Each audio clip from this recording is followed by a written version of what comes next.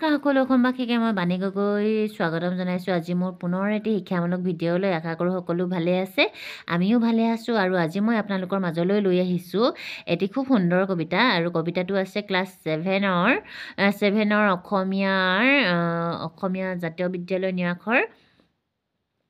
আৰু খুব এই কবিতাটো মই আপোনালোকৰ আগত আবৃত্তি কৰিবলৈ অকণমান বিচাৰিছোঁ। আশা কৰোঁ সকলোৱে ভাল পাব। ভিডিঅ'টো শেষলৈকে চাব বুলি আশা কৰিলোঁ। যিহেতু এই কিছুমান কবিতাই আমাক কিবা এটা মেছেজ দিয়ে আৰু পুৰণি এনেদৰে কবিতাসমূহ আমি পালে বা পঢ়িলে ৰোমাঞ্চিত হৈ উঠোঁ। আহকচোন ভিডিঅ'টোৰ মাজলৈ আগবাঢ়োঁ। কেনে পালে জনাব। সুখ সুখ সুখ বুলি মানুহ বলিয়া নেদেখে সুখৰ মুখ। সুখ বিচাৰোঁতে পাই সংসাৰত দুখৰ উপৰি দুখ। দেখিও নেদেখা কিয় দিন কণা সুখ যে হাততে আছে। যিতে দিব পাৰে স্বাৰ্থ বলিদান সুখ ফুৰে পাছে পাছে।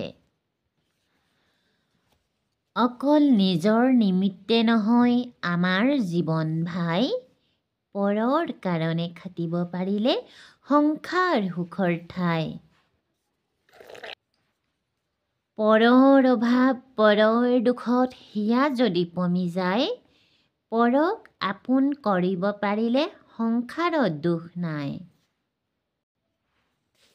শক্তি সামৰত পৰৰ সুখত বিলাব পাৰিলে ভাই। পৰৰ কাৰণে কান্দিব জানিলে কান্দোনতো সুখ পায়। সকলো আপোন যত নৰ নাৰী কাকনো বুলিম পৰ।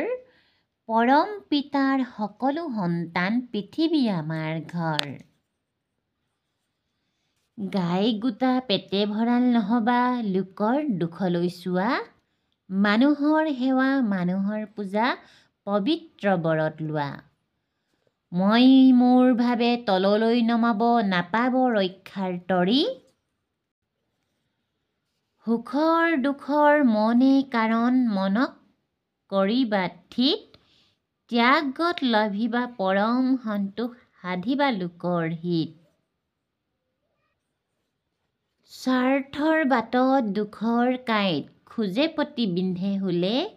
নিস্বাৰ্থৰ বাট সেন্দুৰীয়া আলি সুগন্ধি কুসুম ফুলে। যথাৰ্থ নিস্বাৰ্থ ধৰ্মী জীৱন বিশ্ব প্ৰেমে ভৰপূৰ।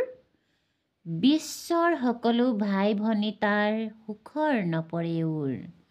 কবিতাটোৰ কবি আনন্দ চন্দ্ৰ আগৰৱালা।